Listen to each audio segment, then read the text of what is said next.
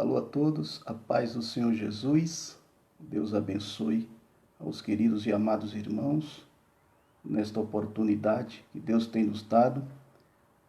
Queremos mais uma vez dar sequência e continuidade ao nosso estudo a respeito do livro do profeta Daniel. Mas antes, meus queridos, quero vos dizer que é uma satisfação muito grande estar mais uma vez convosco. Nós aqui temos o maior prazer de nossa parte de tê-los sempre conosco, nos ajudando, compartilhando a nossa iniciativa e fazendo deste momento um verdadeiro culto ao Senhor, onde nós aqui temos a oportunidade de levarmos o Evangelho, de pregarmos a palavra, e com certeza essa palavra não volta vazia, e ela produzirá o efeito que lhe apraz, que é salvar vidas, que é confortar o coração dos amados irmãos, e assim sucessivamente. Queremos também, meus queridos, dizer aos amados que temos um modesto canal no YouTube, canal este em que nós postamos todas as mensagens que a gente produz aqui no nosso lar. Já estamos no 7º capítulo, aliás, vamos tratar hoje do 7º capítulo do profeta Daniel, mas lá já se encontra no nosso canal outros 6 vídeos, todos inerentes a cada capítulo, desde o 1º até o 6º.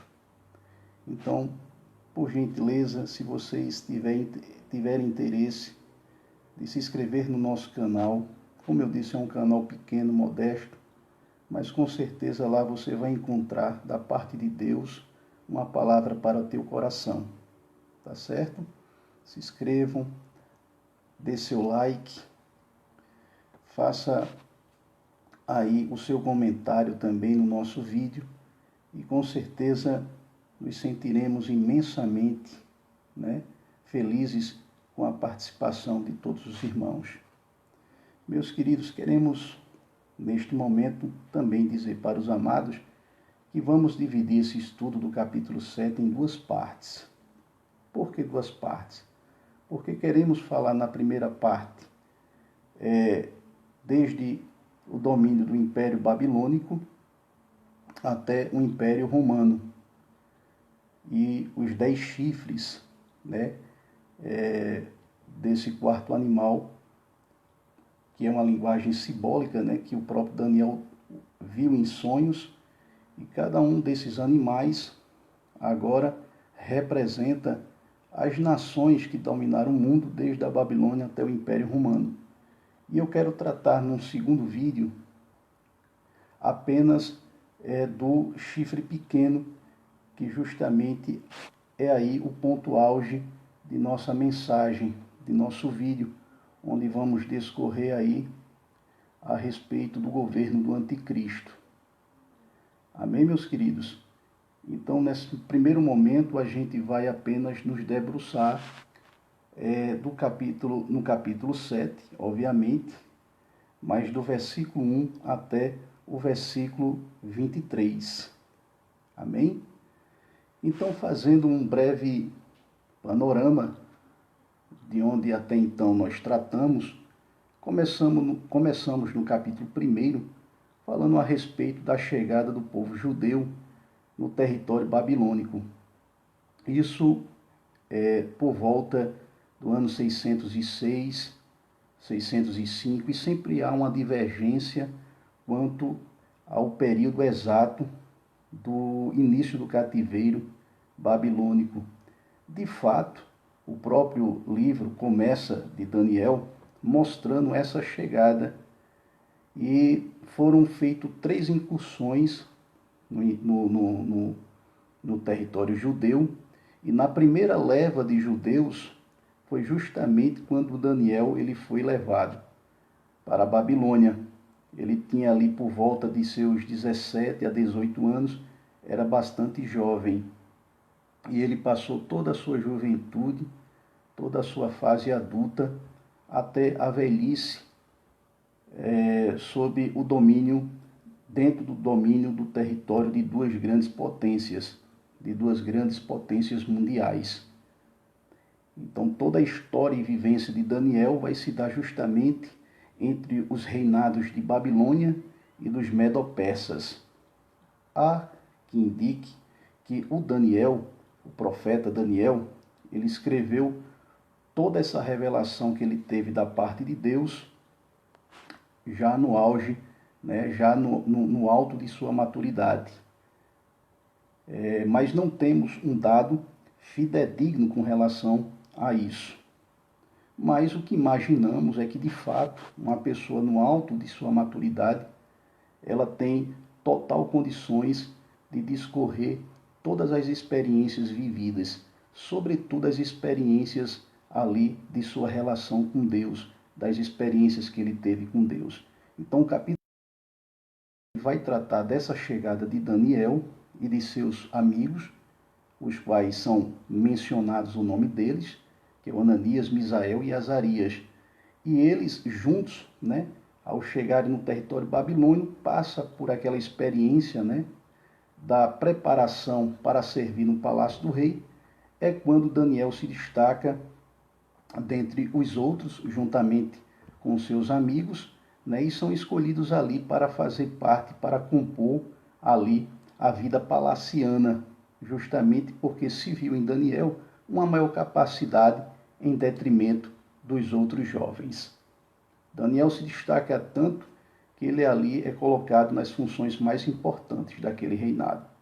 No capítulo 2, vem justamente resgatar a memória de um jovem, de um homem, né, aplicado, como é o caso de Daniel, que tinha total fidelidade ao seu Deus, não esqueceu as suas origens, não esqueceu, de fato, né, toda a glória do seu Deus, do Deus do seu povo, e mesmo em território de outra nação, com todas as pressões que ele sofreu juntamente com seus amigos, mas ele manteve-se fiel e aplicado. Como diz lá no primeiro capítulo, que ele assentou em seu coração não se contaminar. Então Daniel, ele foi um ávido, fiel servo de Deus, mesmo sofrendo tamanhas pressões, como temos dito. E no capítulo 2, é o ponto auge do crescimento e da prosperidade desse homem, justamente porque é no capítulo 2 em que vai ser tratado aí o sonho de Nabucodonosor. Quem foi Nabucodonosor? Nabucodonosor foi um importante rei, né, que cresceu tanto o seu império, que até mesmo hoje, né, nos dias atuais, nos livros de história, sempre quando se estuda história antiga, o nome de Nabucodonosor ele é mencionado, justamente porque ele alcançou uma glória tamanha, né, que foi responsável pelo crescimento de um dos mais esplendorosos e mais ricos reinos já visto na história da humanidade. Então, Nabucodonosor, ele teve um sonho. No capítulo 2, diz que este sonho muito perturbou aquele rei. É quando ele acorda, né, desnorteado, sem condições de lembrar daquele sonho, mas para ele, naquele momento, era um sonho importante. Se tratava de um sonho muito importante. De modo que ele convoca todos os magos, astrólogos, caldeus, todos os sábios do seu reino, para, além de revelar o seu sonho, ter condições também de interpretá-lo.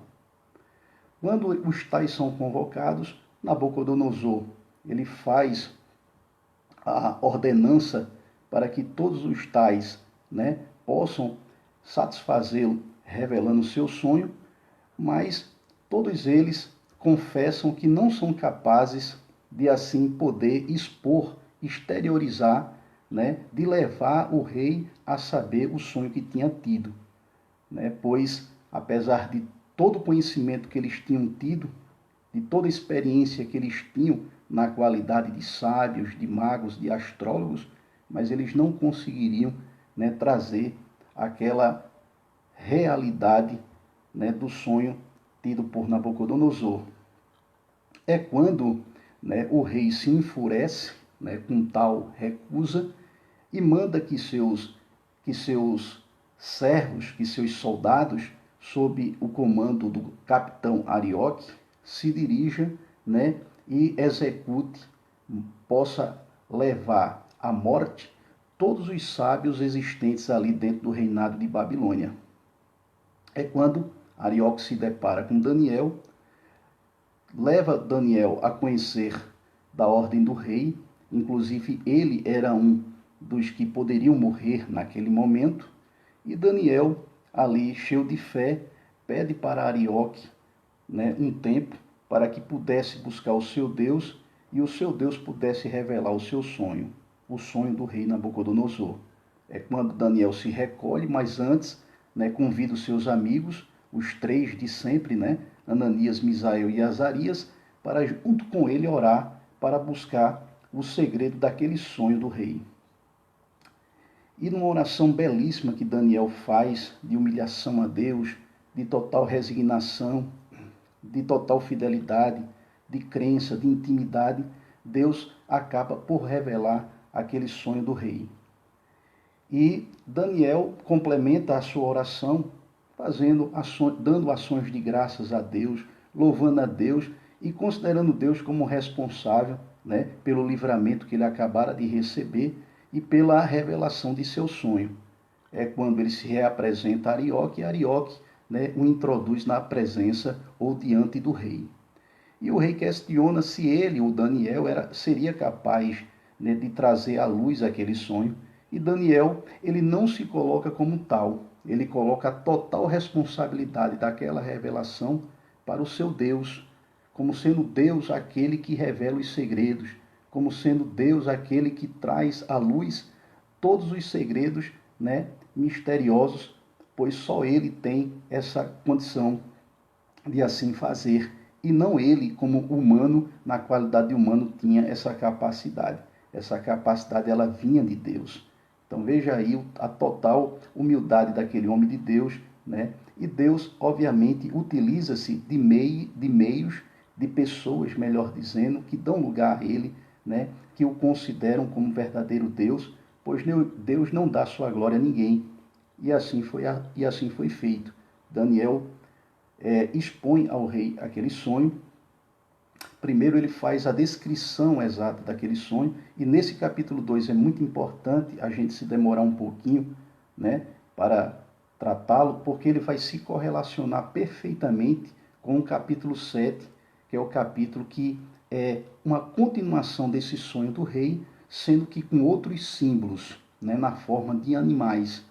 Mas o capítulo 7, ele é justamente a correlação perfeita do capítulo 2, sendo que a diferença que há do 2 para o 7 é que o 7 ele é mais detalhado, ele traz mais riquezas de detalhes com relação justamente ao sonho do capítulo 2, do rei Nabucodonosor.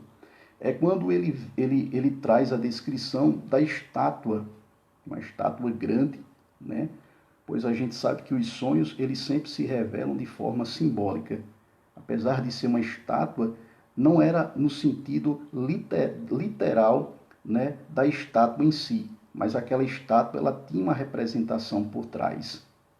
Então ele vê uma estátua grande, né, esplendorosa, altíssima, né, e essa estátua ela é dividida em 4 metais.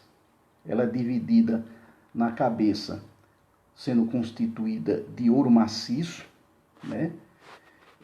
A parte dos braços, dos 2 braços e do peitoral ou do tronco de prata, o ventre e a coxa de cobre, as pernas de ferro, bem como os pés, os 2 pés e os artelhos, né, constituído parte de barro e parte de ferro. Então, quando Daniel descreve aquela estátua, Nabucodonosor já vai cair na ficha que, de fato, aquele teria sido, sim, o sonho que ele tinha sonhado na noite passada. É quando Daniel passa, então, a interpretá-lo. A cabeça de ouro era, na verdade, o próprio Império de Babilônia.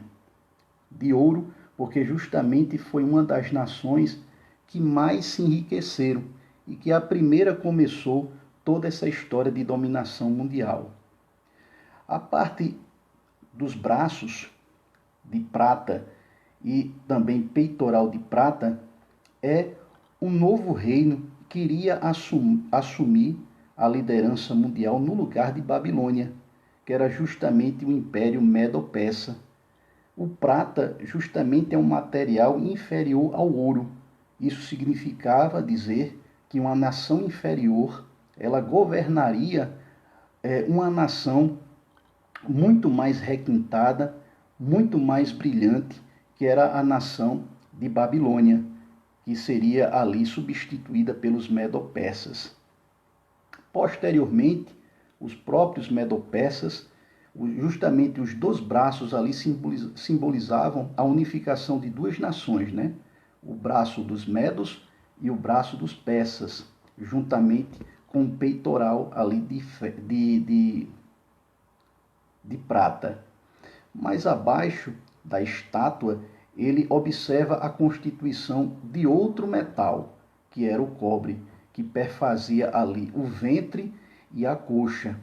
E ali, novamente, né, nós temos ali uma nova nação que iria roubar a cena e iria tomar a vanguarda do mundo antigo, que era justamente o Império Greco-Macedônico. E uma das figuras mais conhecidas à frente desse império justamente é o Alexandre o Grande. Alexandre o Grande, como a gente sabe nos livros de história, foi aquele rei, né, que governou pouco tempo. Ele teve ali a sua vida ceifada quando ainda era muito jovem. Ele morreu subitamente numa de suas noitadas, né, numa de suas noitadas de comemoração, e ele ali morre de forma precoce, assumindo em seu lugar outros 3 generais auxiliares seus. Mas o Império Greco-Macedônico, né, trouxe aí para a humanidade, sobretudo a Grécia, uma contribuição muito grande, principalmente no campo da cultura, principalmente no campo aí, né, do imperialismo imposto, né, por esta nação a todo o mundo antigo e resvalando justamente para os dias contemporâneos. Então, o ventre aí e a parte da coxa constituída pelo cobre representava aí as nações greco-macedônicas, né, governado a priori por Alexandre o Grande, sendo sucedido depois de sua morte por 4 outros generais. E nós temos posteriormente as pernas de ferro. As 2 pernas de ferro representam uma outra nação que entraria na vanguarda da dominação mundial, que era o Império Romano. O Império Romano, ele tinha ali a constituição na estátua, segundo a visão segundo a interpretação de Daniel, a despeito do sonho de Nabucodonosor, de ferro. E ferro é um material muito duro, é um dos mais duros materiais. E essa simbologia nos remete justamente à dureza do material. E é justamente com ferro, né, que se faz as armas, as cadeias. E a gente sabe que Roma, ela teve um dos exércitos mais cruéis. É só você lembrar aí dos tempos de Jesus, né, pois Jesus nasceu dentro do escopo do domínio do Império Romano e o próprio Jesus ali teve uma morte muito cruel, justamente porque era um estilo de morte utilizado pelo exército romano, né, contra os rebeldes, contra pessoas que não se sujeitariam, né, ao seu domínio. Então o Império Romano ele foi um império militarista sangrento que matou muitas pessoas com a dureza como de ferro. E a gente vê que Roma, ela governou bastante tempo, né? Teve uma duração aí do Império Romano de muito tempo. Tanto é, né, que são vários anos, né, de dominação que o Império Romano ele passou, né, na vanguarda aí na supremacia do planeta. E o Império Romano, ele posteriormente, como vocês, ele se estende da Idade Antiga até a Idade Média, que é quando, né, é substituído, né,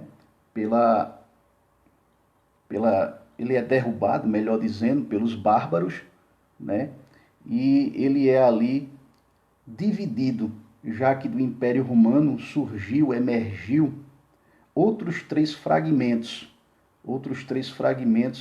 de reinos, né, que constituíram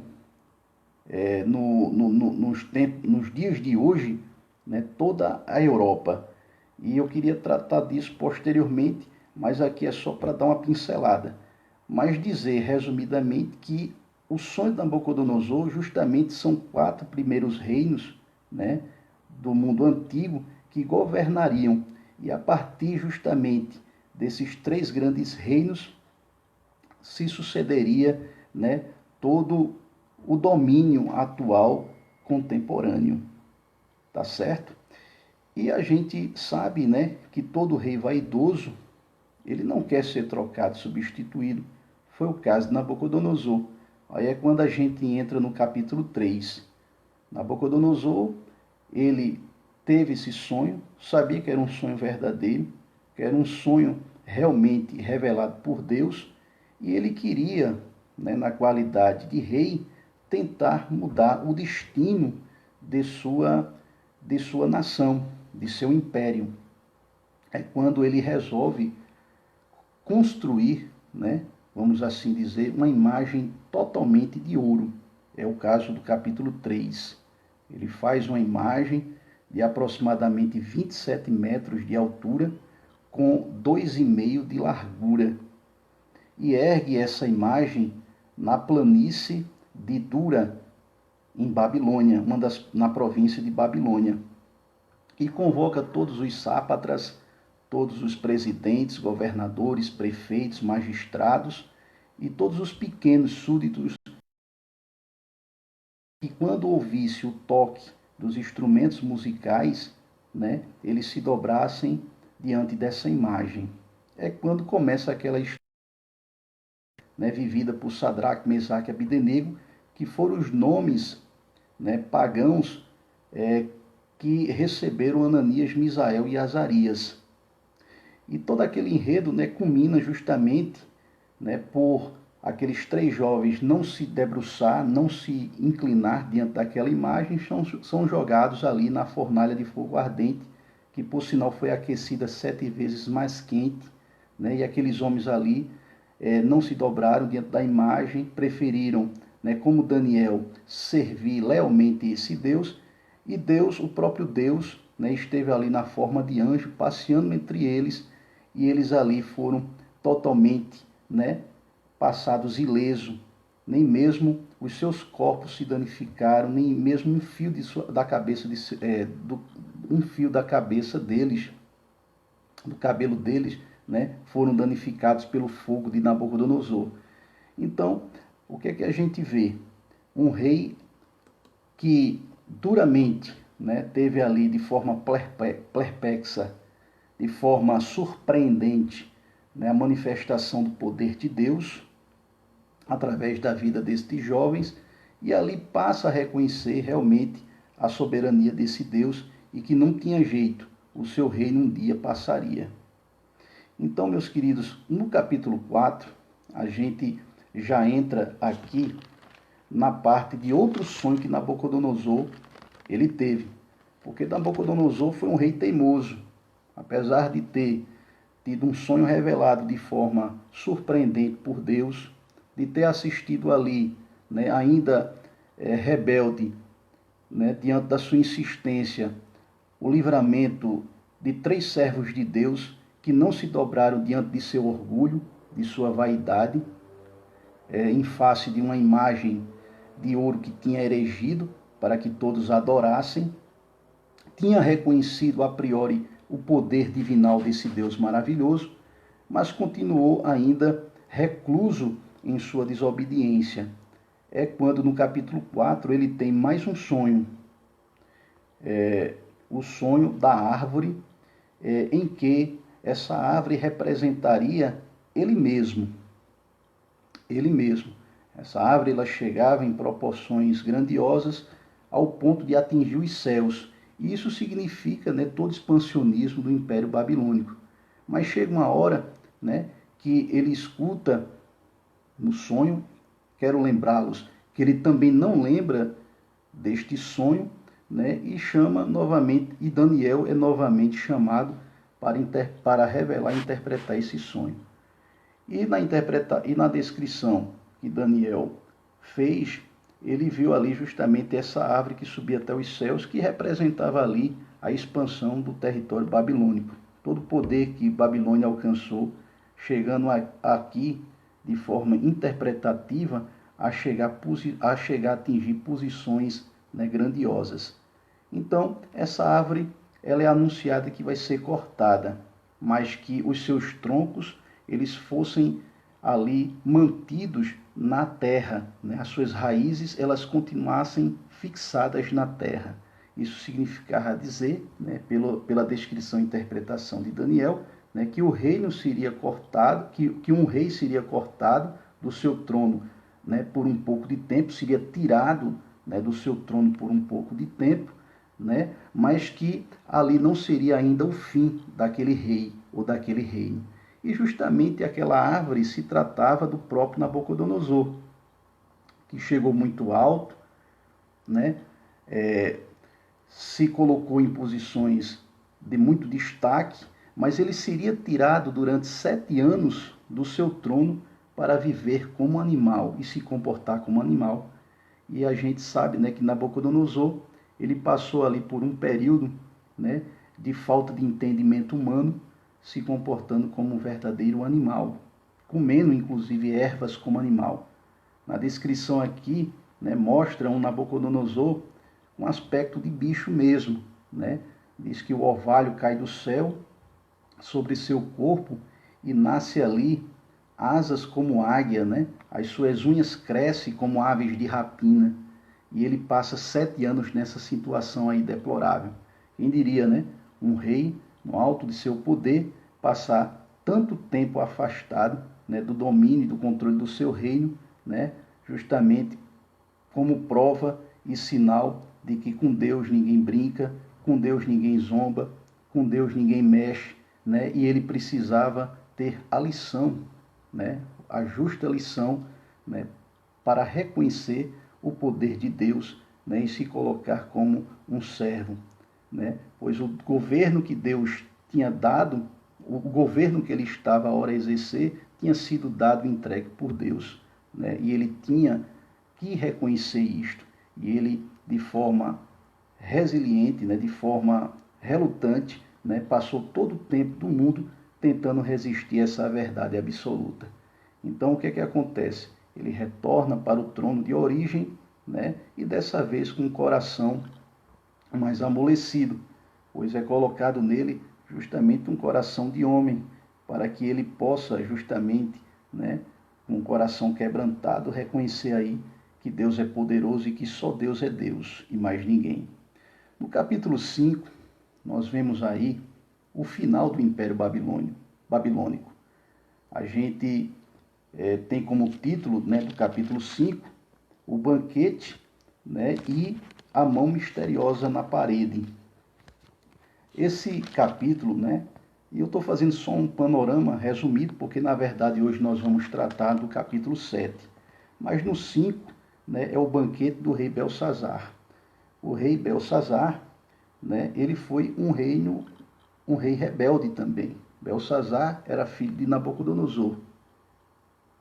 E Belsazar, ele governa no lugar de seu pai, né? Não me recordo agora o nome do pai do Belsazar, mas o Belsazar estava como corregente naquela ocasião do reino, enquanto seu pai, né, ele partiu para as conquistas do império, né, ali na região do Oriente Médio e também na Ásia, e deixa o seu filho ali como corregente. E o seu filho é aquele, né, rei sem limites. Ele dá uma festa no palácio, chama mais de 1000 nobres para participar daquele banquete, e naquela orgia ele ordena seus soldados para trazer todos os utensílios que foram tomados nas incursões de Babilônia, pois, como vocês sabem, né, Judá foi completamente destruída, desolada. Inclusive o próprio templo de Jerusalém foi destruído, e todos os utensílios, as especiarias sagradas utilizadas ali no cerimonial do templo foram levadas para a Babilônia. E justamente o Belsazar, no ato ali de blasfêmia e de desrespeito a Deus, ele pede para que seus soldados eles trouxessem todo aquele material para usá-los como recipiente de bebida. É quando, de forma surpreendente, e a Bíblia descreve aí que de uma festa, né, as pessoas foram tomadas de grande espanto, pois apareceu dedos, né, de mãos de homem que escreveu na parede ali em aramaico. Eles ali não entenderam, né, a interpretação daquela escrita e ficaram atônitos. Diz que o rei, né, ele ficou com tanto medo que seus joelhos batiam no outro e seus ombros relaxaram, como prova ali, né, de que com Deus, mais uma vez, não se deve brincar. Nessa época aqui, Nabucodonosor já tinha morrido, né? O seu reino, como eu disse a vocês, estava sendo exercido por um de seus filhos, né? E estava ali Belsazar, que não era filho propriamente dito de Nabucodonosor, mas filho de um dos filhos de Nabucodonosor. E estava ali na qualidade de regente, como eu já tinha dito, à frente do reinado. E ele fez besteira, né? Porque enquanto se fazia orgias, os seus inimigos se preparavam, no caso os medos e os persas, para invadir o reino. E o seu pai tinha ido justamente, né, fazer novas conquistas em outras partes, e tinha deixado ele ali para trabalhar em favor do reino, mas assim ele não fez e preferiu antes, né, pois no alto do seu orgulho achava que não era possível, né, o enfraquecimento do reino e a derrota do reino de Babilônia em face de outras nações. Mas justamente as outras nações tramavam invadir Babilônia e tomar Babilônia. Tanto é, né, que os medo-persas, né, se unificaram, se uniram e mudaram o curso do rio, pois a cidade de Babilônia ela tinha 2 murais, né, um externo e um interno. A extensão em quilômetros do mural externo, né, perfazia aí um percurso, né, de cerca de 270 quilômetros, para você ver aí o tamanho, né, do reinado de Babilônia. E mesmo assim, eles paulatinamente foram ganhando acesso na fortaleza de Babilônia, mudando o curso do rio e passando a seco, pois o rio Eufrates, além de ser uma barreira natural, também era uma fonte hídrica, né, para toda aquela terra de Babilônia. E os medo-persas, né, quando tiveram acesso, né, ao palácio, encontraram ali eles não só atônitos, né, mas enfraquecidos, embriagados, e aí foi fácil, né, daquele reinado ser tomado. Mas antes disso tem a história, né, da grafia na parede. Então, diante do castiçal, de frente do castiçal, foi escrito, né, as seguintes palavras: Mené, Mené, conforme está escrito aqui no capítulo 5, versos 25, 26 e 27. Mené, Mené, Tekel e Passim. Passim, que é o plural, né, da palavra Pérez, que a gente vai ver abaixo o que significa. E mais uma vez o reino convoca todo mundo, todos os astrólogos, caldeus, né, todos os sábios dali para interpretar esse sonho. E ali, né, de uma festa, estava um clima, né, de enterro, porque foi surpreendente a aparição daqueles dedos, né, daquela mão misteriosa que escreveu essa grafia. Então, ninguém também soube interpretar, ninguém também soube, né, dizer o que significava aquela grafia na parede, porque a grafia ficou ali registrada. É quando a mãe, a rainha, mãe, né, de Belsazar, ela relembra a respeito de Daniel, da existência de Daniel, que Daniel era aquele moço que tinha sido ali o único capaz de resolver o sonho intrigante de seu avô, o Nabucodonosor, há muito tempo atrás, quando era vivo. E ao lembrar dele, ela diz que ele tinha um espírito excelente, que ele sim seria capaz de revelar aquele sonho,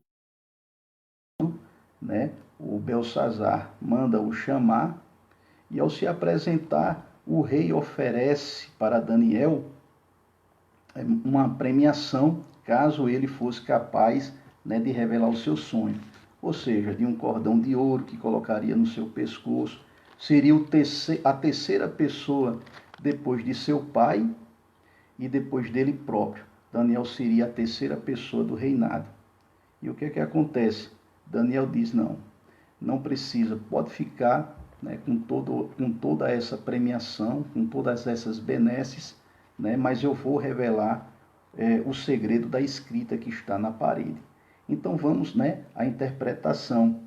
Na verdade, o Mené, Mené, Tekel e Parsim é justamente o que iria acontecer a partir de então com o reinado de Babilônia. O Mené significa, né, contou Deus o teu reino e o acabou.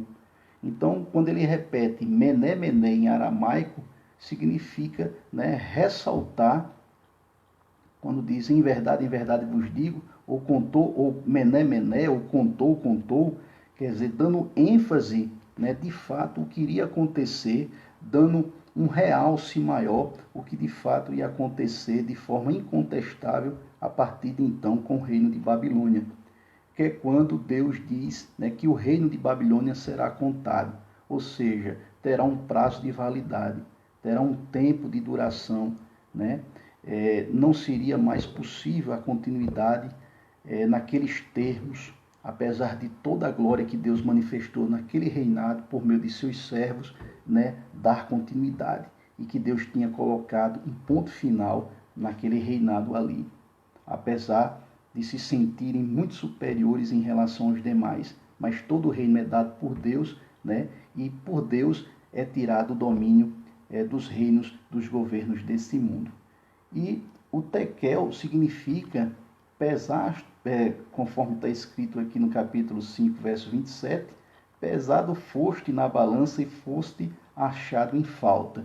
Significa que o Belsazar, ele foi pesado, mas não se encontrava dentro dos padrões que Deus queria que ele, né, tomasse. Né? Estava rebelde, tinha blasfemado, inclusive, né, com peças, utensílios sagrados de adoração a Deus no templo, e tinha desafiado com sua atitude, com seu comportamento próprio Deus. E Deus, né, ao pesá-lo, encontrou em falta. E o Pérez, que é o singular de Persim, significa que o reino, teu reino, foi dividido e deu-se aos medo-persas. Então Deus tinha acabado, né, de trazer aí a confirmação de que Babilônia de fato iria ser substituído por outro reino, e esse reino seria o próprio reino dos medo-persas, que tinham significado para tomar Babilônia. E aqui nos versículos finais do capítulo 5, diz que naquela mesma noite o Belsazar foi morto, conforme está aqui no versículo 30 do capítulo 5. Naquela mesma noite foi morto Belsazar, rei dos caldeus. E Dário, o Medo, ocupou o reino na idade de 62 anos de idade. Então, um ancião, né, o Dário, né, foi o próximo rei que assumiu ali todo o domínio de Babilônia. E naquela mesma noite de orgia, quando Deus aparece de forma intervencionista, escrevendo na parede que aquele reino era dele, que aquele reino era contado, que ele foi encontrado em falta e que seria dividido. E ele, né, morre ali de forma surpreendente quando o palácio é invadido e os pega totalmente desguarnecidos e desprotegidos e são mortos ali. E quem assume agora é Dário. E a Bíblia diz, né, no versículo 31, na idade de 62 anos de idade. No capítulo 6, né, a gente já dentro do reinado de Dário, e Dário ali, ele nutre ali uma simpatia muito grande por Daniel. Daniel, além de ser um servo de Deus, era uma pessoa encantadora, de uma espiritualidade muito elevada e muito inteligente e sábio. E Daniel também foi honrado dentro do reinado dos Medo-Persas. Daniel foi colocado aí como um dos 3 presidentes, pois o rei Dário, ele dividiu toda a circunscrição do seu reinado sob a égide, sob a administração de 120 príncipes. Esses 120 príncipes seriam ali coordenados por esses 3 presidentes, dentre os quais um deles era o próprio Daniel. Daniel ele se destacou tanto entre os outros 2 que isso despertou a inveja por parte, né, dos outros 2 presidentes. E eles tentam a todo custo encontrar algum defeito, alguma culpabilidade que pudesse acusar Daniel, mas não conseguiram. Daniel era perfeito, Daniel era um homem de oração, tinha uma vida ilibada, uma moral íntegra, né? Além de ser um homem que ajudava muitíssimo o rei. E com isso, o rei ele foi sendo conquistado, né, pelo modo de ser de Daniel. E eles não têm outro jeito. Se a gente não encontra nenhum defeito, vamos tentar encontrar um defeito agora diante da lei do Deus de Daniel. E a gente sabe que Daniel tinha um hábito de orar. Daniel orava muito. Daniel orava ali, né, bastante. É quando maliciosamente aqueles 2 presidentes chegam diante do rei e sugere o rei que no espaço de 30 dias elaborasse um decreto, um edito, para que nesse período de tempo ninguém pudesse fazer nenhum tipo de petição a qualquer Deus que seja, pois o reino de Dário foi um reino assim bastante tranquilo com relação ao exercício das religiões. Cada povo que estava sob o domínio dos Medos, né, não tinha problema nenhum, né, de cultuar ali o seu Deus, não havia nenhuma perseguição religiosa. E Daniel tinha com certeza o hábito de fazer suas orações. E eles sugeriram para o rei elaborar esse edito para que no espaço de 30 dias ninguém fizesse nenhuma petição, né, ninguém fizesse nenhuma oração ao seu Deus. É quando Daniel, né, ele não desvanece, né, não se intimida com relação a isso, aí é que ele se intensifica no processo de oração e ele é pego, né, por esses 2 presidentes que não contam história, né, levam ao rei o ocorrido, né, e o rei, como tinha estabelecido um edito, né, como tinha estabelecido um decreto, esse decreto era irrevogável, não poderia ser voltado atrás, teve, né, pois, como eu disse a vocês e repito, Daniel era simpatizante demais, né, nutria ali uma empatia muito grande diante da figura do rei, mas o rei não teve outra opção a não ser mandar, né, colocar Daniel na cova na cova dos leões, que era o castigo, né, para quem desobedecesse no prazo de 30 dias o edito do rei. E assim foi feito. Daniel foi colocado dentro da cova dos leões, né, e lá, de dentro da cova, Deus mandou seu anjo, fechou a boca dos leões, e aqueles homens que tinham tramado tal feito contra Daniel, foram eles, né, que posteriormente foram colocados na cova do leão. Então aí está um resumo, né, de tudo aquilo que nós tratamos até então. Tá nos nossos vídeos, vocês podem acessar lá nosso canal no YouTube e vocês vão ver detalhadamente cada capítulo desse. Mas hoje nós vamos começar o capítulo 7. Como eu disse a vocês, vamos dividi-lo em 2 partes. Por quê? Porque na primeira parte eu quero tratar com vocês a respeito dos reinos, dos 4 principais reinos do mundo antigo, né?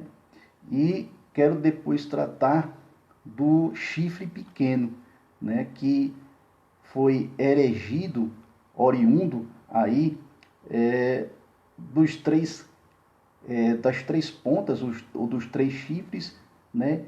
Que estavam sobre a cabeça do grande animal, do grande espantoso e terrível animal, né? Que Daniel viu na sua visão de noite. Então, meus queridos, eu quero tratar justamente sobre esse capítulo 7, versículo 23 em diante, que é justamente quando vai tratar a respeito desse chifre pequeno, que eu queria justamente detalhá-lo de forma mais precisa, para que pudesse ficar bem claro, porque isso vai interferir completamente, né, em nossa contemporaneidade. Talvez sejamos essa a geração que vai vivenciar tudo isso, não sabemos. Sabemos que os sinais atuais dão conta de que realmente tudo nos leva a crer, né, que seja essa geração, como eu disse, que vai se confirmar as profecias, inclusive as preditas por Daniel. Mas vamos começar, sem mais delongas, o capítulo 7, que é o objeto de nosso estudo de hoje, porque até então nós fizemos apenas um apanhado de tudo que tratamos anteriormente. Então, meus queridos, como vocês sabem, o capítulo 7 se correlaciona com o capítulo 2. No capítulo 2, né, foi a imagem da estátua do rei Nabucodonosor, que eram os 4 elementos, e os elementos representavam ali 4 reinos. Aqui, não é mais um sonho, e Daniel teve de noite. E Daniel, com certeza, como homem de oração, foi buscar a interpretação daquelas visões que ele teve. E ele viu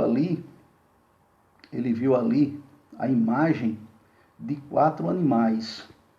3 deles, animais conhecidos, mas com feições significativas.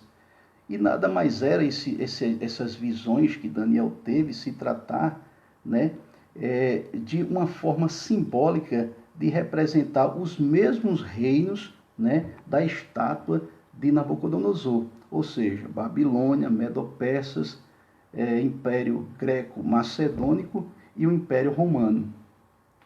Só que cada reino desse era tipificado, era representado por esses animais que a gente vai tratar com vocês.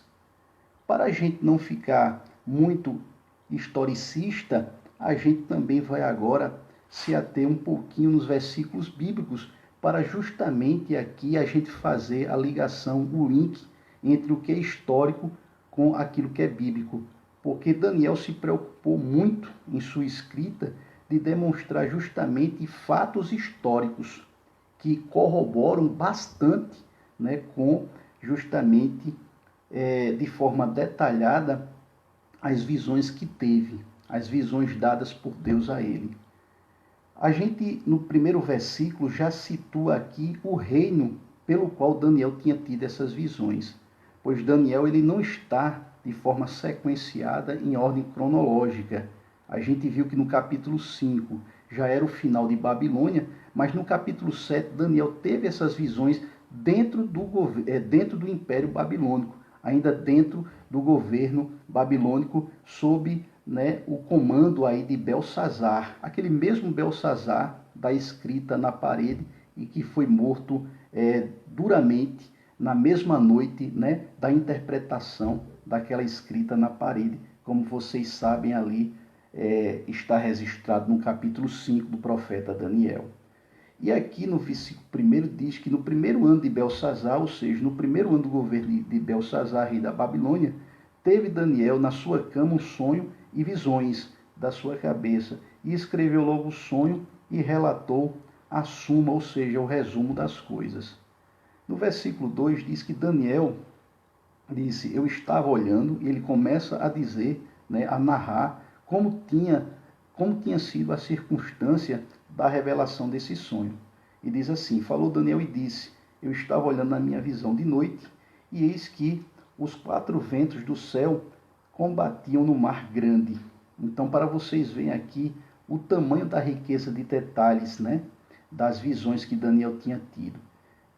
Até a localização geográfica a gente consegue identificar aqui. O Mar Grande, na verdade, era uma forma de apelidar o grande mar Mediterrâneo.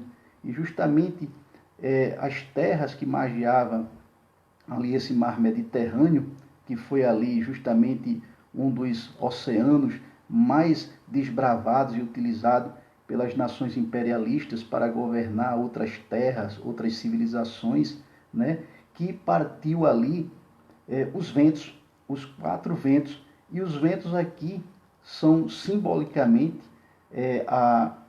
tendo como significado aí as guerras, os embates, né, que emergiriam justamente, né, desse trecho aí geográfico de nações. E quando a gente fala de mar, a gente justamente fala de nações, de povos. Então, deste mar, deste grande mar, desta circunscrição geográfica, né, seria um local de muitas batalhas, né, de muitas rivalidades, de muitas porfias. E foi justamente o que aconteceu. Nações, potências que iam se sucedendo no domínio mundial, uma subjugando e derrotando a outra e assumindo o papel do controle mundial. Então foi uma época sangrenta de muitas guerras, de muito cativeiro, de muita destruição e desolação de nações rivais. No versículo 3, ele começa justamente a fazer aí uma apresentação de como seria, né, como foi, né, dado a visão a ele. Que diz o seguinte: e os 4 animais, né, essa visão, ela se apresentou, como eu disse a vocês, na forma de animais, diferentemente de Nabucodonosor, que tinha tido o sonho na forma de uma estátua. Mas o Daniel aqui teve na forma de animais. Animais que simbolicamente representam mais uma vez reinos. E isso a gente vai confirmar lá no versículo 17, que diz: e estes grandes animais, porque Daniel muito se perturbou, não sabia a interpretação do sonho e buscou, né, como sempre, resposta a Deus. E a resposta veio justamente no versículo 17 do capítulo 7, quando ele diz que estes grandes animais, que são 4, são 4 reis que se levantarão da terra. Então, o mar grande da terra, né, do povo, das nações, surgirá essas potências, essas civilizações que vão governar o mundo, né, e são representadas por animais. Então, no versículo 4, o primeiro era asas de águia, e olhei até que lhe foram arrancadas asas, e foi levantado em pé como um homem, e foi-lhe dado um coração de homem. Então, esse versículo 4, ele justamente faz se referir ao Império Babilônico. Vocês sabem que lá na imagem de Nabucodonosor, Babilônia ele foi representado pela cabeça de ouro maciço. Babilônia, né, ela teve aí a sua época de pungência, né, de domínio, entre os anos 612 a.C. a 534. Né? Já ouvi também dizer, né, que esteve Babilônia à frente do mundo entre 606 a 539. Mas existe aí uma demarcação para mais e para menos, girando em torno disso, entre o ano 600 ao ano 538, 539. E Babilônia é justamente representada aqui por um leão. O leão como rei das selvas, né? O leão desbravador e conquistador. E tinha esse leão asas de águia, porque o leão é rei da selva e a águia é rainha, né, dos céus, das aves nos céus. Então ela tinha 2 asas, as asas sempre apontando aí, né, para um crescimento rápido. E Babilônia cresceu realmente de forma muito veloz. E dando continuidade aqui à leitura do versículo, olhei até que lhe foram arrancadas asas, e foi levantado da terra e posto em pé como homem, e foi-lhe dado um coração de homem. Porque o próprio reino, né, o próprio rei era a figura do próprio reino. E quem justamente né, representava ali toda a magnificência do reino babilônico, que era o próprio Nabucodonosor, e aqui, né, de forma detalhada, foi revelada a Daniel nos sonhos, né, que Babilônia, apesar, né, de ser um leão forte e feroz, representando aí o reinado babilônico, apesar de ter as asas, né, que levaram um crescimento vertiginoso, mas suas asas seriam cortadas.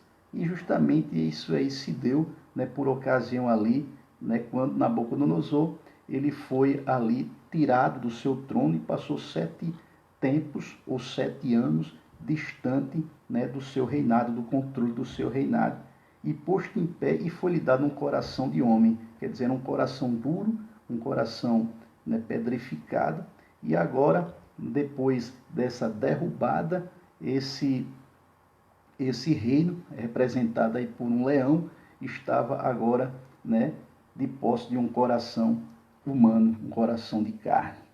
Tá certo, meus queridos?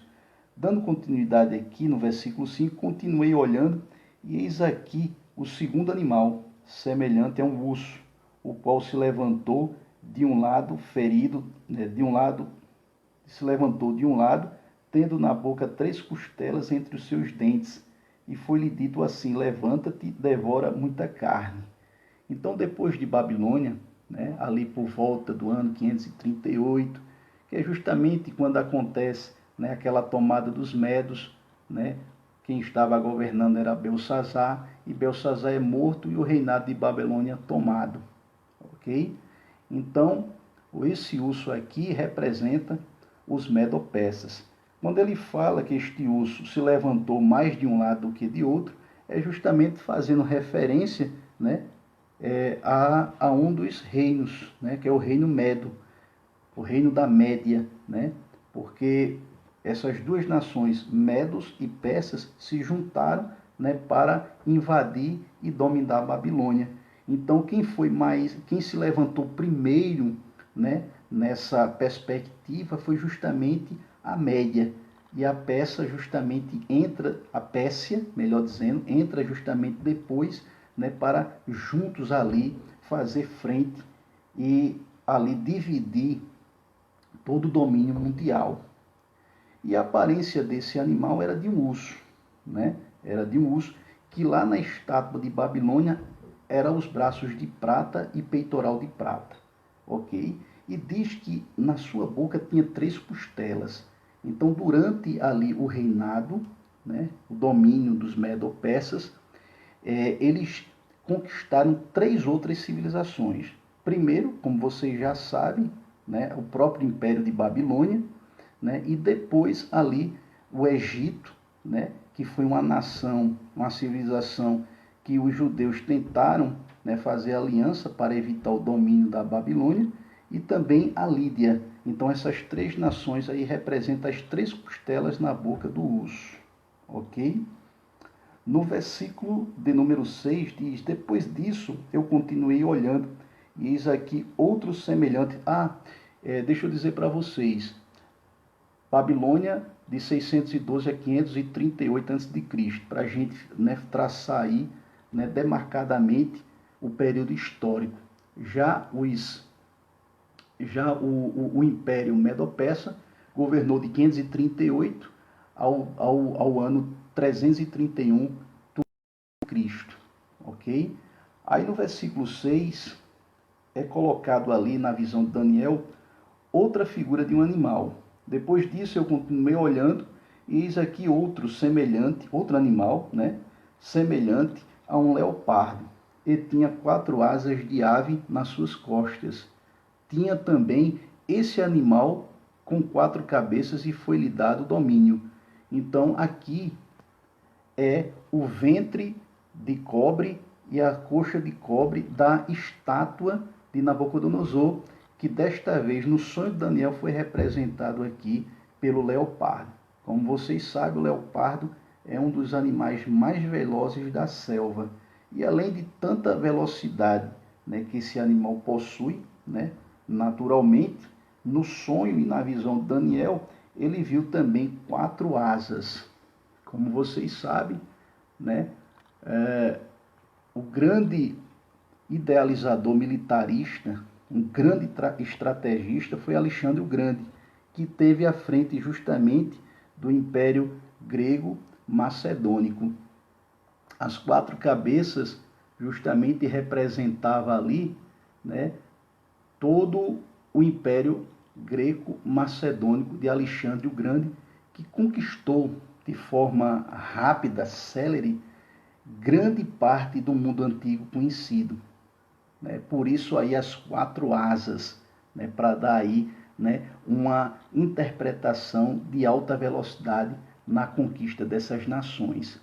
As quatro cabeças é porque justamente Alexandre o Grande teve uma curta duração de vida na Terra. Ele muito cedo perdeu a sua vida, né, e quatro generais, né, assumiram o reinado greco-macedônico. Né? Esses quatro generais aí dividiram entre si todo esse império. E aqui eu tenho o nome deles, desses quatro generais que assumiram ali no lugar de Alexandre o Grande, que era o Lisímaco, o Ptolomeu, o Cassandro e o Seleuco, que representa aí as quatro cabeças desse leopardo, ok?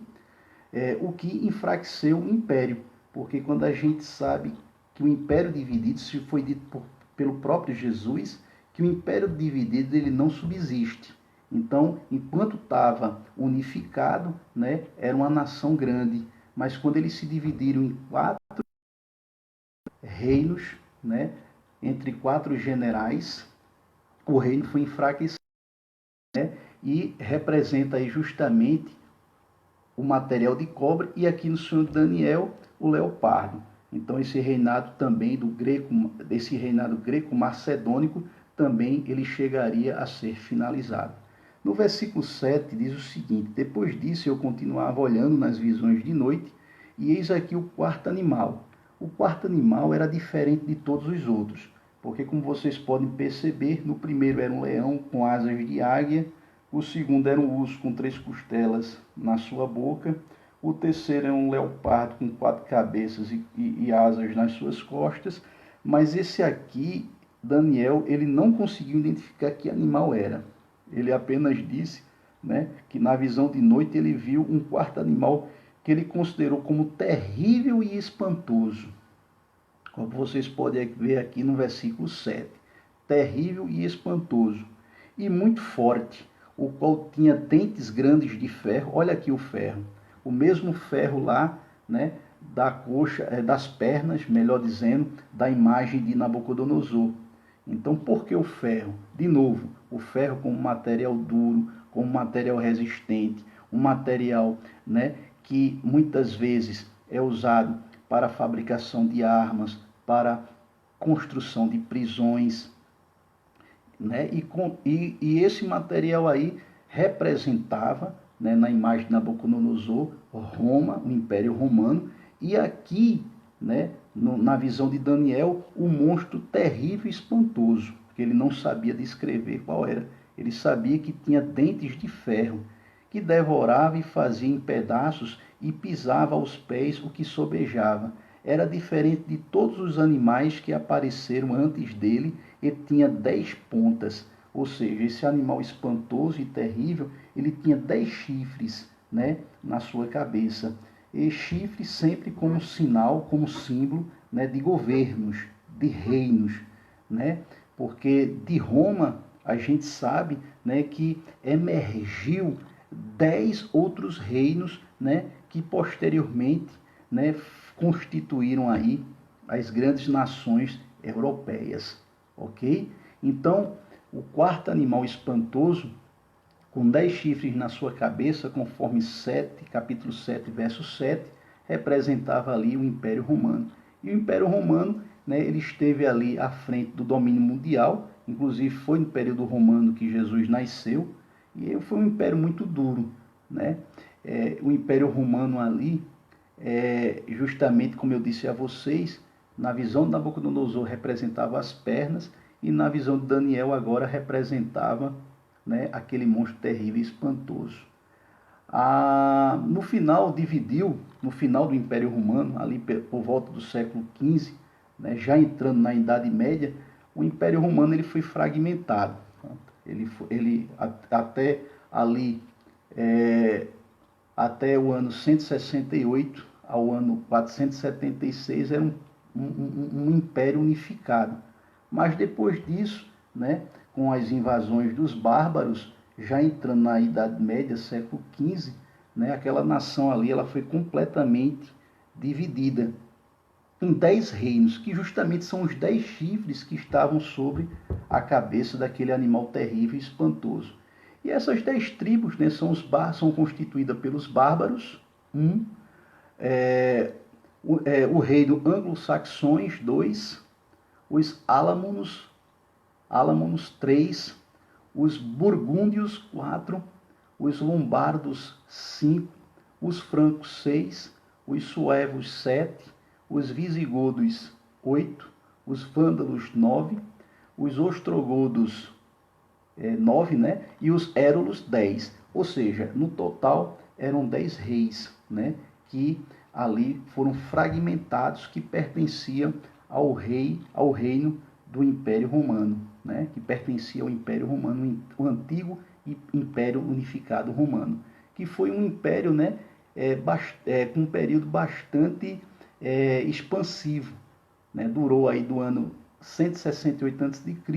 até o ano 476, constituído por todas essas 10 tribos aqui, né? Que com a entrada na Idade Média, né? Marcada a Idade Média aí pela fragmentação de reinos, né? Não existia ali um império mais unificado, né? Totalmente descentralizado, e essas nações posteriormente aí seria as nações, né, que iam compor aí a Europa de hoje, né? E só para mostrar a vocês aqui, na visão deste animal, Daniel destaca 10 chifres, né? 10 pontos, 10, que é também os 10 dedos da estátua de Nabucodonosor, porque na estátua de Nabucodonosor os pés e artelhos, né, eram constituídos cada pé, né, por 5 dedos, no total 10, que era justamente, e esses pés eram constituídos de barro e de ferro. E esses dedos aí é justamente aqui os 10 reinos, que na visão de Daniel eram as 10 pontas ou os 10 chifres na cabeça daquele animal terrível e espantoso. Os anglos aqui representam a Inglaterra, os burgundos representam a Suíça, os francos a França, né? A França, os germanos a Alemanha, os érulos o sul da Itália, os lombardos o sul da Itália, o norte da Itália, os ostrogodos a Áustria, os suevos Portugal, vândalos Espanha, visigodos o norte da Espanha. Então eram 10 reinos, né, que emergiram, né, do grande Império Romano. Ok, meus irmãos? Então, voltando aqui ao texto bíblico, estando eu considerando as pontas, eis que entre eles subiu outra ponta pequena. E é justamente aí sobre esta ponta pequena que eu queria tratar depois com vocês em outro vídeo, diante da qual 3 das pontas primeiras foram arrancadas. Ou seja, não eram 10 reinos.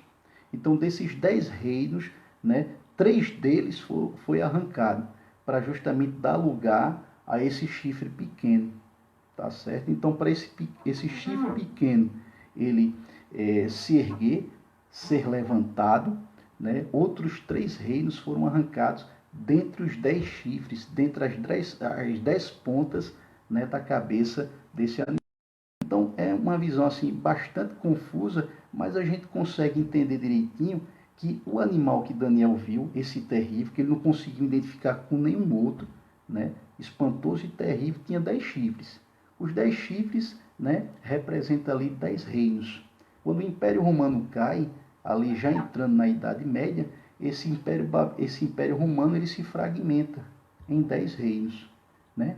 Desses 10 reinos, 3 eles foram eliminados, eles foram destruídos, que é quando desses 3 surge um reino pequeno inicialmente. E a gente aqui vai ler aqui o versículo 8 de novo para vocês entenderem agora, né, a partir do texto bíblico. Estando eu considerando as pontas, eis que entre eles subiu outra ponta pequena, dentro da qual 3 das pontas primeiras foram arrancadas. Olha, 3 reinos foram arrancados. E eis que nessa ponta havia olhos, né?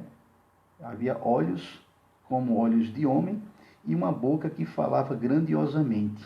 Então veja que esse chifre aí, inicialmente muito modesto, nasceu no lugar, foi levantado no lugar dos 3 outros eliminados, arrancados, né? E tinha como característica aí olhos como de homem e uma boca que falava grandiosamente.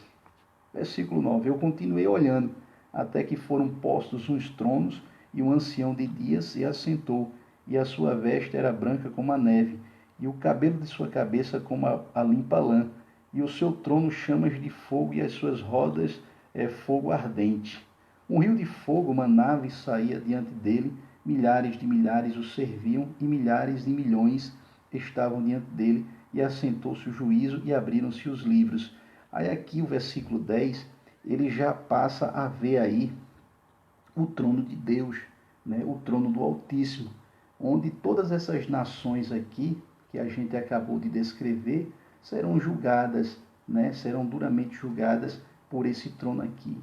E que esse trono aqui formado representa um reino, né? Que jamais será destruído, jamais será aniquilado, que é o reino do nosso Cordeiro, que vai justamente julgar a todos, né, com rigor e com justiça. No versículo 11 diz: Então estive olhando por causa da voz das grandes palavras que provinha da ponta. Estive olhando até que o animal foi morto e o seu corpo desfeito entregue para ser queimado pelo fogo. Então é quando aqui há de vez o aniquilamento daquele animal terrível e espantoso, né, que apesar da ponta existente, né, sobressair, ter olhos como de homem, falar grandiosamente, mas vai chegar um dia inevitável, né, que esse reino também, esses reinos também serão aí destruídos, né, como sinal do fogo de Deus, né, sobre eles. No versículo 12, e quanto os outros animais foi-lhes tirado o domínio, todavia foi-lhes dado prolongação de vida até certo espaço de tempo. Então, como vocês podem ver, né, os reinos eles foram se alternando um a um, né, e todos eles um dia chegarão ao final, para dar lugar justamente esse reino aqui, que é eterno, que é o reino de Jesus Cristo.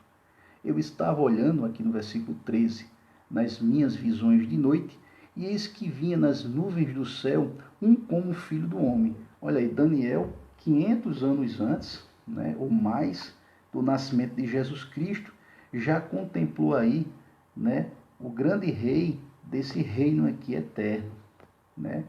Olha aqui, a mesma ilustração, a mesma identificação, melhor dizendo, de Jesus Cristo ali pelo evangelista Lucas, o Filho do Homem, e dirigiu-se ao ancião de dias e o fizeram chegar até ele, e foi-lhe dado a Jesus Cristo foi dado domínio sobre todos os reinos. Nenhum reino permanecerá nem será eterno. Eles vão se alternando, né? Nem mesmo o Império Romano, um dos mais violentos e sangrentos, que mais tempo passou na Terra, que mais tempo vai passar na Terra, porque o Império Romano Antigo, né, que foi de 168, né, ao ano 476 depois de Cristo, ou seja, atravessando aí, né, muito tempo de existência, né, se emergiu dele outros reinos, né, outros tantos reinos, e mesmo assim, né, esses reinos chegando à contemporaneidade não serão capazes de permanecer para sempre, pois serão destruídos para dar lugar sim um reino eterno que será ocupado ali pelo Filho do Homem, ok? No versículo 5 diz: Quanto a mim, Daniel, o meu espírito foi abatido dentro do corpo. Daniel se abateu com aquelas visões, porque veja bem, né, uma série de visões e Daniel sem entender, mas Daniel sabia o grau de importância dessas visões que ele estava tendo, representava ali o destino dele, do seu povo e de toda a humanidade, né? E ele queria saber do que se tratava, ele queria a verdade naquele momento fosse revelada para ele.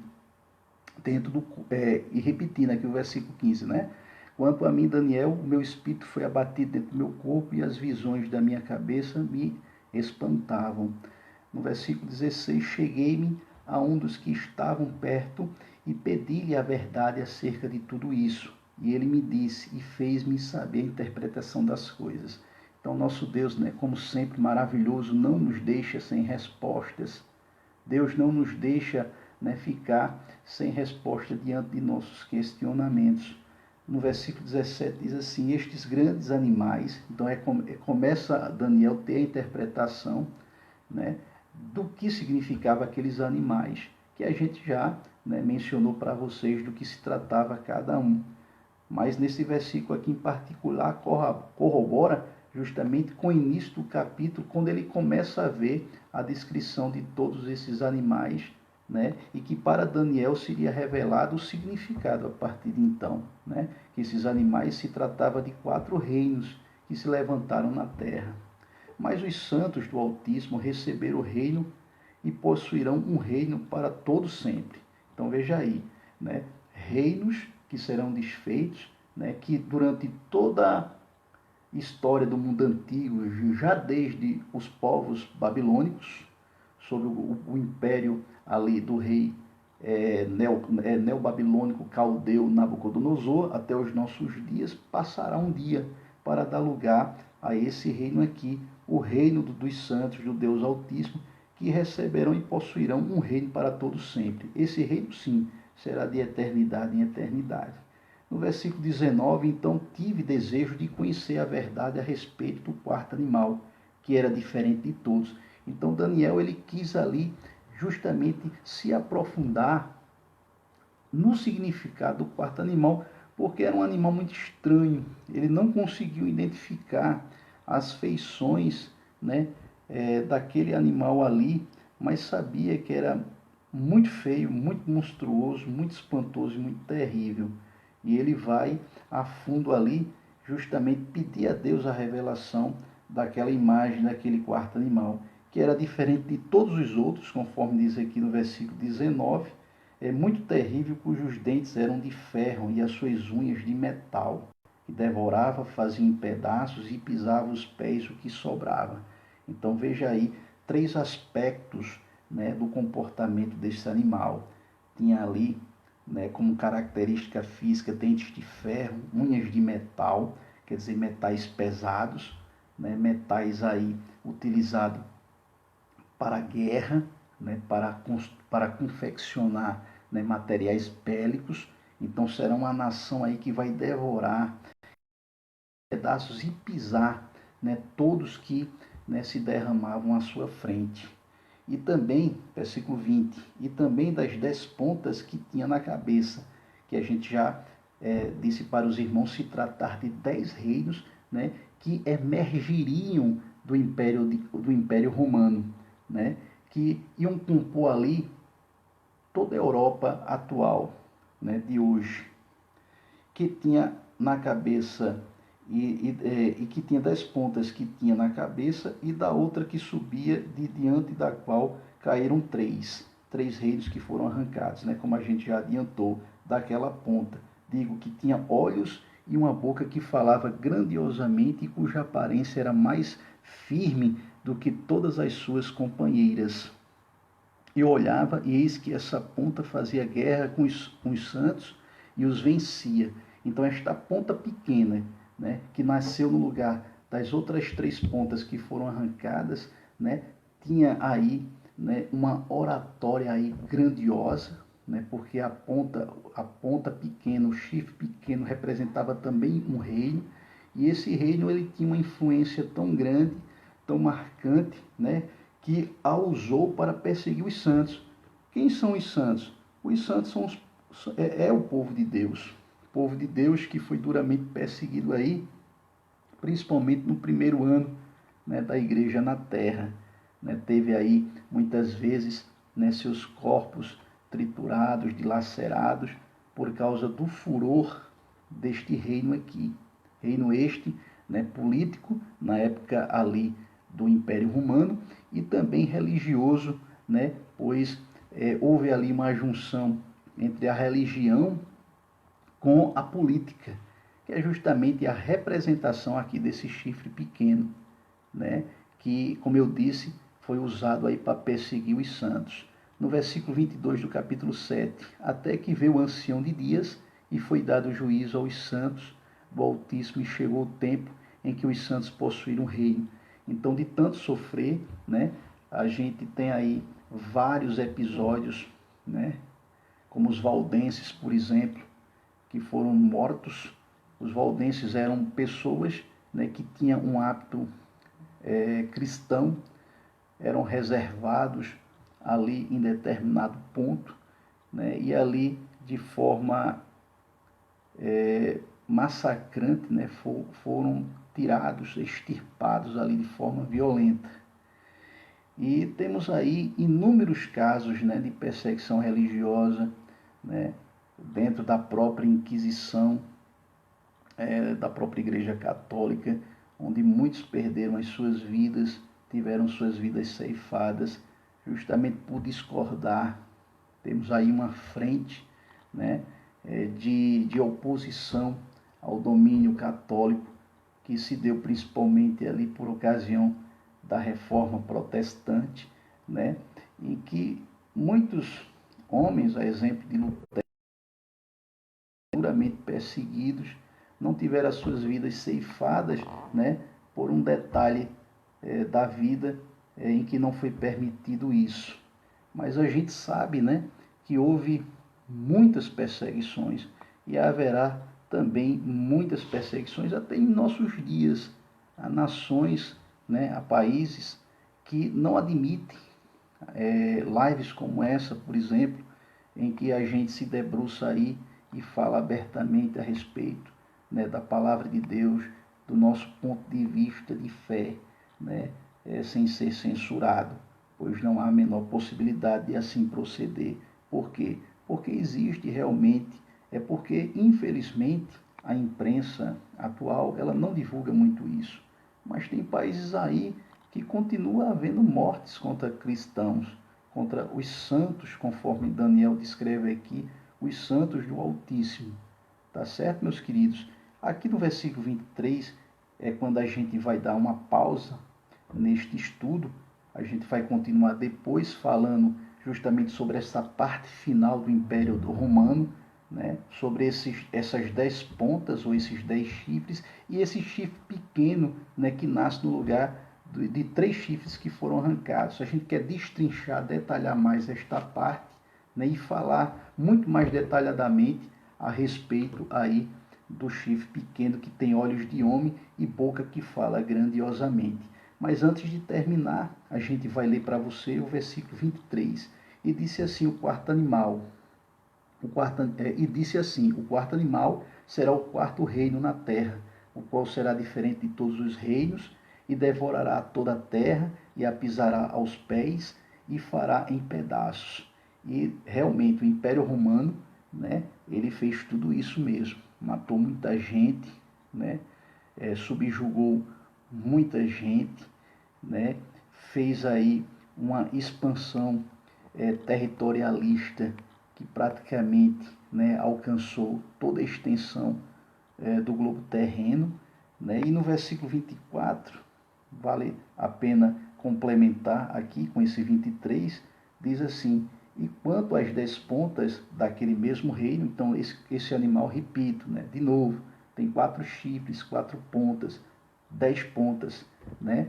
E no versículo 24, dando continuidade, daquele mesmo reino se levantarão 10 reis, né? 10 reis. Então, a própria visão de Daniel aqui é interpretada, porque ele pede ali o significado daquele sonho.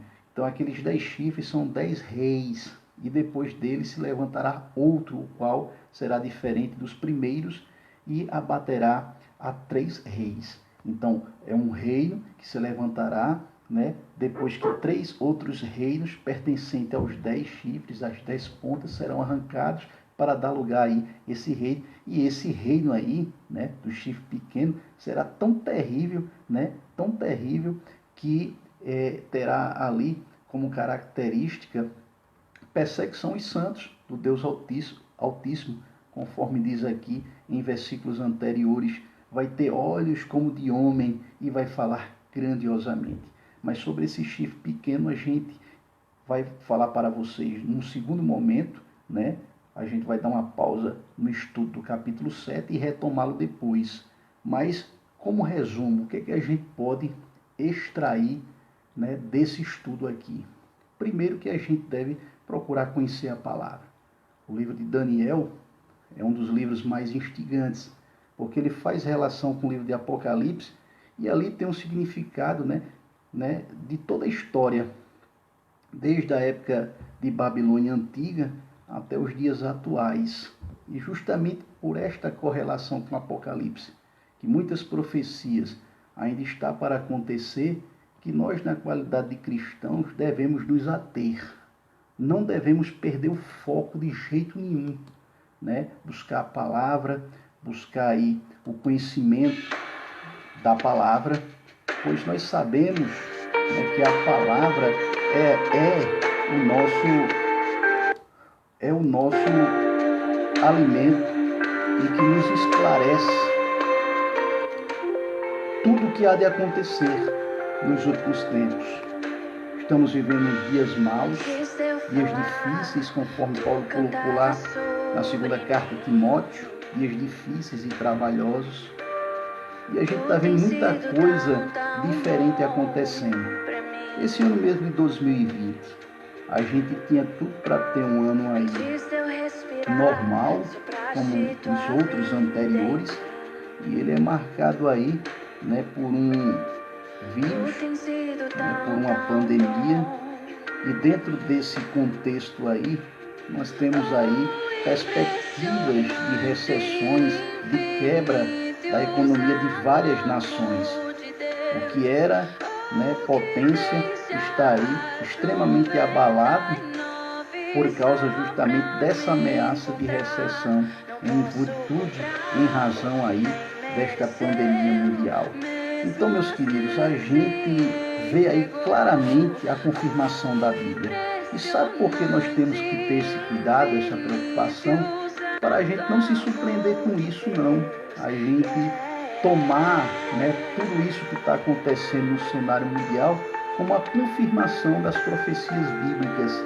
E que os santos ali serão guardados por Deus, como Daniel viu na visão dele, apesar de muita perseguição, né, que sofreram os cristãos, né, em épocas passadas, né, nós também, para quem viver, passará, né, por um momento também de grande tribulação e perseguição. Em Apocalipse é revelado também ali uma perseguição religiosa, uma perseguição aos cristãos, aos santos do Altíssimo. Mas nos é prometido o quê? Um reino eterno. Cristo prometeu que vai voltar. E vai voltar para se vingar de todos esses reis tiranos. Porque se você vê na imagem de Daniel, na visão de Daniel, é constituído esses reinos, primeiro, de acordo com o senhor Nabucodonosor, uma estátua espantosa e terrível. E no sonho de Daniel, no capítulo 7, por animais, por feras, né?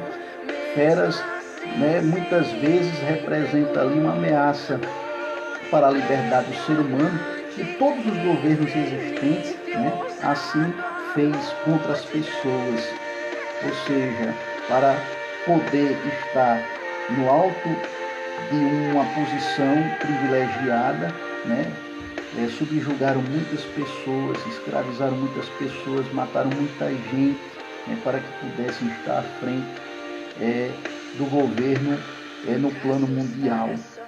Então, assim, muitas guerras se fez. Por isso que Daniel, nos versículos iniciais, ele vê os 4 ventos, né, vindos do mar grande. Isso significa aí muita guerra. Teve muita guerra. Então, esses reinos tiranos um dia, né, passarão pelo crivo da justiça de Deus. Um reino que, conforme Daniel viu aqui, será um reino eterno, né, um reino que não terá fim nunca.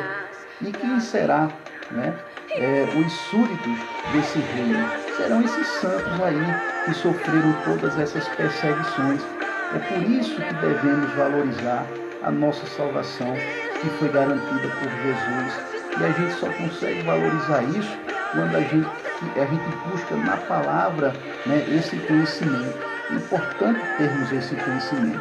Por isso que eu me propus a trazer para vocês esse estudo de Daniel. Não só pela correlação dele com a atualidade, né, mas também para instigá-los, né, a junto comigo, a gente fazer aí, né, essa parceria de estudo da palavra.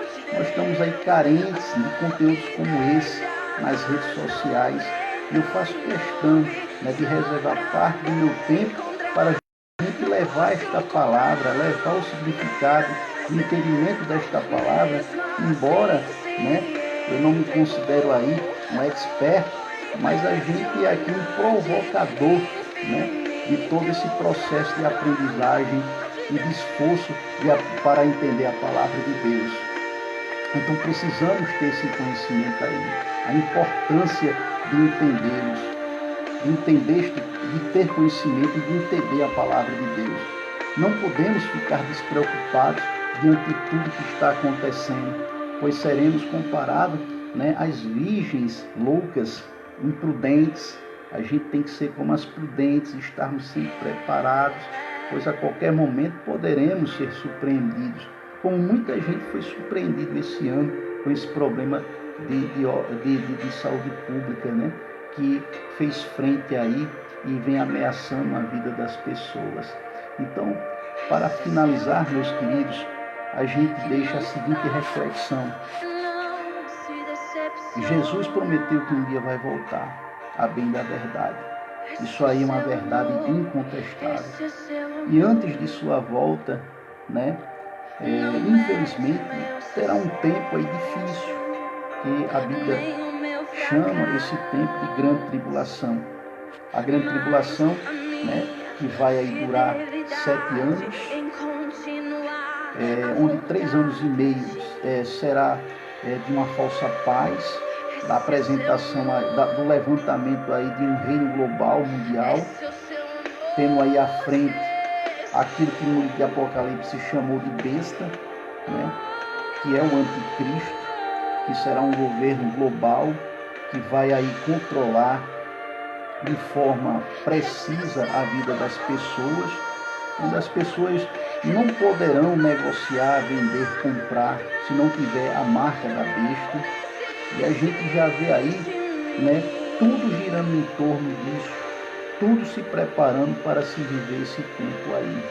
Então quero falar para vocês com maior detalhe depois a respeito, né, no tocante a essa parte aí do levantamento desse reino global, que a gente aqui coloca como sendo o pequeno chifre que vai ser, que ficou no lugar aí, né, de outros 3 grandes reinos, né, de outras 3 grandes pontas pertencentes aí àquele animal terrível e espantoso. Então, olha aí a profecia de Daniel, né, repercutindo aí para o futuro. Um profeta que teve visões as quais ele teve ainda antes de Cristo, repercutindo aí para os tempos de hoje, né, e os tempos que vão se desenrolar daqui a um tempo. Então aqui nós finalizamos, agradecemos a todos e aguardo todos vocês na parte 2 do estudo do livro de Daniel, capítulo 7. Amém, meus queridos? Deus abençoe a todos e até o próximo, querendo Deus, em nome de Jesus.